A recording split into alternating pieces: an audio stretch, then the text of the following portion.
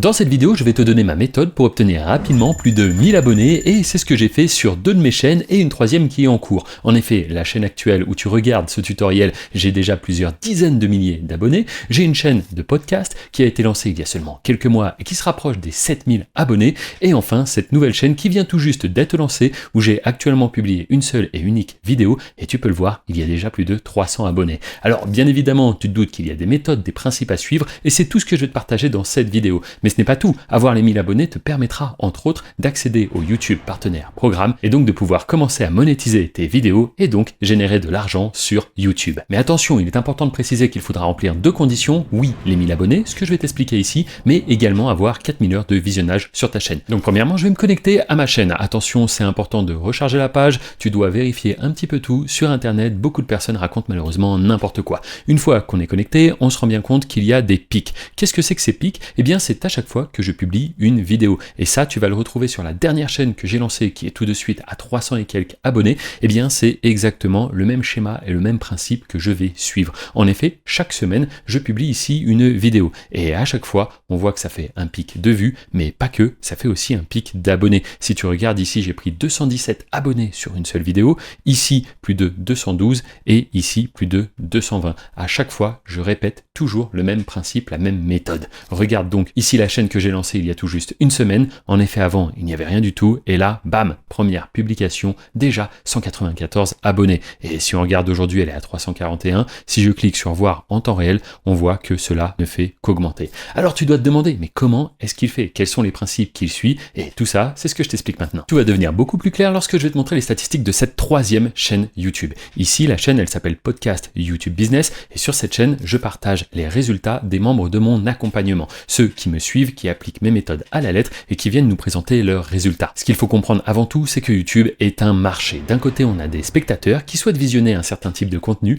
et de l'autre côté, on a les créateurs qui, eux, produisent les vidéos. Maintenant, la question, c'est comment faire pour que les spectateurs se retrouvent en face de la bonne vidéo. Et pour ça, eh bien, il y a plusieurs principes, plusieurs méthodes à connaître. La première, ce sont les sources de trafic. Quelles sont les différentes sources de trafic sur YouTube? À partir de quel moment et où YouTube va-t-il mettre en avant notre vidéo? Premièrement, il y a les recherches. Les recherches, c'est lorsque quelqu'un va chercher tout simplement avec les mots-clés pour trouver une vidéo. Comme par exemple cette vidéo, peut-être que tu l'as trouvée en cherchant tout simplement comment avoir 1000 abonnés. Les recherches, c'est très puissant. Mais ce n'est pas la meilleure source de trafic. Encore mieux que cela, il y a les fonctionnalités de navigation. Qu'est-ce que c'est? Eh bien, c'est tout simplement la homepage. Lorsque tu démarres l'application YouTube, eh bien, tu as des vidéos qui sont proposées. Si quelqu'un clique, la source de trafic, ce sera fonctionnalité de navigation. Et encore mieux que cela, il y a les suggestions, aussi appelées les recommandations. Alors là, c'est bien plus puissant, parce que tu vas te retrouver à droite de nombreuses vidéos qui sont dans le même sujet. Laisse-moi te donner un exemple simple. Ici, tu as tapé comment avoir 1000 abonnés. Super, tu m'as trouvé à travers les recherches. Maintenant, imagine que ma vidéo, au lieu d'être juste bien classée sur les recherches, elle se retrouve à côté de nombreuses autres vidéos. Eh bien, je vais avoir une portée beaucoup plus importante qu'avec les recherches ou les fonctionnalités de navigation. Et quand je te dis que ça peut aller relativement vite, en effet, regarde ici, tu as un autre exemple, une vidéo qui a elle seule, une seule vidéo, elle a fait les 4000 abonnés. Cette seule et unique vidéo m'aurait permis d'atteindre la monétisation, à savoir 4000 abonnés et 7000 heures de visionnage. Car oui, comme je l'ai dit, pour être monétisé, c'est 1000 abonnés et 4000 heures de visionnage. Ici, on a bien plus. Donc pour en arriver là, ce qu'il faut réussir à faire en quelque sorte, c'est séduire l'algorithme. Mais quand je dis séduire, c'est avant tout être cohérent. Imaginons que tu lances une chaîne YouTube sur par exemple les jeux vidéo. Parfait, il te faut un bon taux de clic sur tes miniatures, c'est avant tout la vitrine, c'est ça qui va donner envie aux spectateurs de cliquer et potentiellement de s'abonner.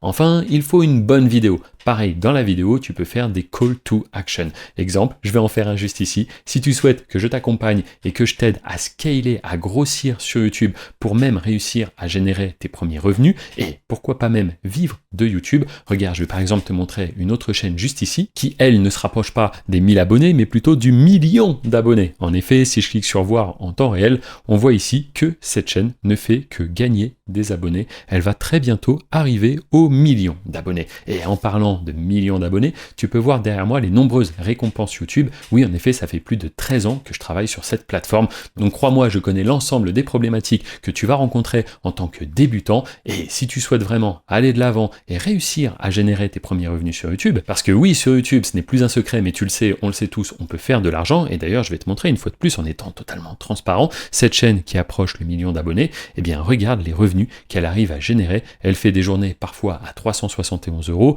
parfois même à 400, et alors là, la dernière journée du 26 octobre, 528 €. Donc ce qui représente quand même 20 000 € quand on additionne toutes les petites sommes qu'on a ici, et des chaînes comme ça, j'en ai de très nombreuses. En effet, c'est ce qu'on appelle aujourd'hui le YouTube sans visage. Donc encore une fois, il y a cette chaîne RVYT Business où tu regardes cette vidéo, où tu peux t'abonner parce qu'il y a énormément de valeur, tout ça est gratuit bien évidemment, et en plus de ça, il y a la chaîne podcast qui elle est en description, et là-bas tu vas découvrir donc les témoignages des nombreux élèves. Et comme on dit jamais 203, la troisième chaîne, je viens de la lancer, et c'est la chaîne de vlog, donc là-bas tu vas pouvoir découvrir tout simplement mon quotidien, comment est-ce que je fais pour composer à la fois vie de famille, la gestion de mes chaînes YouTube et surtout la gestion des membres de l'accompagnement. Ce que tu viens de voir ici, c'était un parfait exemple d'un CTA, d'un Call to Action, et c'est comme cela que tu peux, dans tes vidéos, placer un Call to Action pour demander aux spectateurs de s'abonner et de mettre un like. Mais attention, il ne faut pas en abuser au risque de détériorer l'expérience spectateur. En effet, ils sont là pour regarder une vidéo, donc à un moment donné, il faut le placer subtilement pour leur donner envie de s'abonner, mais pas non plus aller baisser ton watch time, car le watch time, la durée de visionnage de tes vidéos, c'est le deuxième critère le plus important après le taux de clic sur les miniatures. YouTube n'a qu'un seul et unique but, mettre en avant les meilleures vidéos. C'est pour cela que ta miniature, elle va se retrouver en concurrence avec 100 autres miniatures. Et si tu as 10 personnes qui cliquent sur ta miniature, félicitations, tu auras un taux de clic de 10%. En principe, un bon taux de clic, c'est entre 4 et 10. Ça va dépendre véritablement de la thématique que tu choisis. Pour ce qui est du watch time, en principe, si tu as 30-40% de watch time sur ta vidéo, c'est très bien, mais une fois de plus, ça veut pas dire grand chose, parce que forcément, plus ta vidéo va être longue, plus la durée de visionnage va baisser, c'est logique. Maintenant, ce que je t'expliquais un petit peu avant, c'est qu'il faut être cohérent. C'est très important d'être cohérent. Et donc, si tu démarres une chaîne, par exemple, sur le gaming, ne te mets surtout pas à nous parler à un moment donné de cuisine. Pourquoi ? Parce que l'algorithme va être complètement perdu et il ne saura plus à qui recommander tes vidéos. Ce que je dis là, ça peut être tout simplement du bon sens, mais je vois trop de personnes qui débutent, qui malheureusement ne connaissent pas les bons principes à suivre et font un petit peu n'importe quoi. Et c'est dommage, parce que l'algorithme, quand il comprend ce que l'on fait, eh bien, de plus en plus, il nous fait confiance. De plus en plus, on le séduit. Et de plus en plus, il recommande nos vidéos à une large audience de spectateurs. Et ce que je te dis là, ça porte un nom, ça s'appelle les lookalikes. En réalité, le but de YouTube, c'est tout simplement de trouver des spectateurs qui vont apprécier ton contenu. Donc quand il en a identifié un, il va chercher à en identifier d'autres, c'est-à-dire des audiences similaires. Encore une fois, si tu parles de jeux vidéo, continue à vraiment toujours parler du même sujet, à le traiter de la même manière. Comme cela, l'algorithme comprend parfaitement ce dont tu nous parles, ce dont tu lui parles, et les spectateurs vont pouvoir être scrupuleusement sélectionnés par l'algorithme. Aussi, il faut bien être conscient de quelque chose. À chaque fois que tu vas créer une chaîne et mettre en ligne une vidéo, ça va pas forcément décoller directement. Parfois, ça peut prendre un petit peu de temps. Laisse-moi te donner un bon exemple. Si une vidéo traite de l'actualité, elle sera normalement plus rapidement repérée par l'algorithme et mise en avant. Par contre, si ta vidéo est intemporelle, que tu nous expliques comment sont fabriqués les vélos, eh bien là, pour le coup, ça peut prendre un petit peu plus de temps. Mais c'est normal, il ne faut pas non plus se précipiter. Au début, ta première vidéo, si elle fait 4 vues, c'est pas grave. La deuxième va peut-être faire 6, 7, 8 vues, c'est pas grave non plus. Ce qu'il faut, c'est laisser du temps à l'algo. Aussi, je le dis là, en principe, je le réserve pour les membres de mon accompagnement, mais je suis là quand même pour te donner de la valeur. À un moment donné, le rythme de publication lorsqu'on débute, 2 à 3 vidéos par semaine, c'est très bien. Ce n'est pas la peine de publier trop, parce qu'en vérité, qu'est-ce qui va se passer ? Tu vas tout simplement noyer ta chaîne. L'algorithme n'aura même pas le temps de venir tester ton contenu, de le mettre en avant, que hop, direct, tu republies une autre vidéo. Et ainsi de suite, et ainsi de suite. Et ça, c'est mauvais. Donc au début, 2-3 vidéos par semaine, c'est très bien. Comme ça, ça laisse le temps à l'algorithme de venir, de tester un petit peu, de voir les audiences qui matchent et qui matchent pas. Si tes premières vidéos ne sont pas au top du top, il n'y a aucun souci. À un moment donné, ce qu'il faut, c'est passer à l'action et s'améliorer. Être capable de prendre du recul sur le travail qu'on fait et aussi d'inspecter un petit peu ce que font les concurrents. Car oui, comme je l'ai dit, YouTube va tout simplement mettre ta vidéo, comparer ça avec les autres et voir qui a les meilleurs résultats. Maintenant que je t'ai expliqué tout ça, tu dois te dire c'est super, j'ai compris pas mal de choses, mais concrètement, maintenant, comment est-ce que je fais pour être mis en avant dans les recherches, dans les suggestions, dans les fonctionnalités de navigation? C'est quoi la méthode Hervé? Et tout ça, c'est le travail du SEO. C'est ce qu'on appelle aussi le référencement. N'oublie pas que YouTube est le site de vidéo le plus visité au monde. Il a un trafic juste phénoménal. Si tu arrives à être mis en avant, tu pourras toi aussi générer vraiment beaucoup de vues. Et ça, encore une fois, c'est le cœur de mon accompagnement. Le but, c'est d'aller chercher du résultat. Ça fait plus de 13 années. Moi, j'ai commencé en 2012. Regarde ce petit gars avec son t-shirt YouTube. C'est moi lorsque j'ai lancé ma première chaîne. Et c'était loin d'être parfait. Les gens se moquaient de moi. Et c'est pour ça que je suis passé sur des chaînes sans visage, où je n'avais plus besoin de me montrer. Et là, véritablement, j'ai compris la force de YouTube et surtout du SEO. Le SEO, c'est le référencement. En fait, c'est la manière de dire à YouTube, ma vidéo, elle parle de tel sujet. YouTube est un robot, c'est un algorithme. Il n'a pas la capacité de vraiment regarder dans le détail ta vidéo. C'est pourquoi il va être important de faire un bon titre, une bonne description et des bons tags.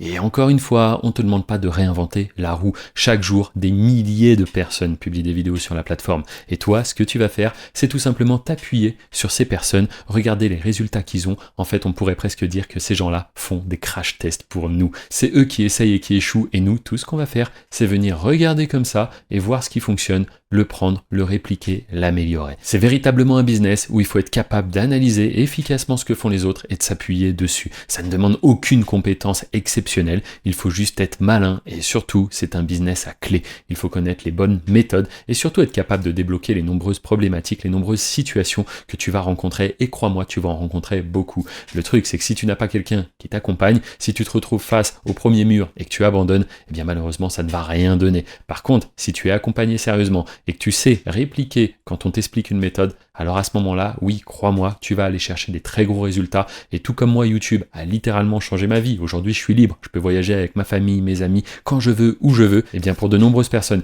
qui m'ont fait confiance, qui ont décidé d'être accompagnées par moi, Hervé, à ce moment-là, eux aussi, leur vie a radicalement changé. Tous les témoignages et les résultats de mes élèves, ils sont dans la description, donc n'hésite pas à y faire un tour. Enfin, puisque tu es resté jusqu'à ce moment de la vidéo, je vais te partager une astuce que beaucoup de personnes ignorent. Encore une fois, sur YouTube, ce qu'il faut, c'est être capable de trouver ce qui fonctionne. Beaucoup de personnes, lorsqu'elles se lancent, me disent « Je ne sais pas quoi faire. Je suis motivé, je veux faire de l'argent, j'ai compris qu'on pouvait faire de l'argent sur YouTube, mais je ne sais pas quoi faire. » Ou alors, ils se mettent à se creuser la tête pour trouver l'idée du siècle, l'idée révolutionnaire que personne n'a eue. Spoiler, ça ne marche pas du tout comme ça. En vérité, sur YouTube, une fois de plus, il faut regarder ce que font les autres. Il faut regarder les résultats qu'il y a et s'appuyer dessus. C'est comme si demain, tu devais inventer un nouveau téléphone. Est-ce que tu partirais sur un téléphone avec des touches, comme c'était la mode il y a 30 ans, ou est-ce que tu partirais sur une glace tactile avec très peu de boutons? Eh bien voilà, il faut partir directement dans la direction de ce que veut le marché. On ne te demande pas d'inventer quelque chose qui ne plaît à personne. Au contraire, il faut que tu sois capable de repérer les bonnes opportunités, ce qui fonctionne. Et tout ça, c'est justement le cœur de mon accompagnement YT Business, YouTube Business. Je t'invite une fois de plus à être curieux. N'hésite pas à t'abonner, à mettre un like. Je te remercie d'avoir regardé cette vidéo et je te dis à très bientôt.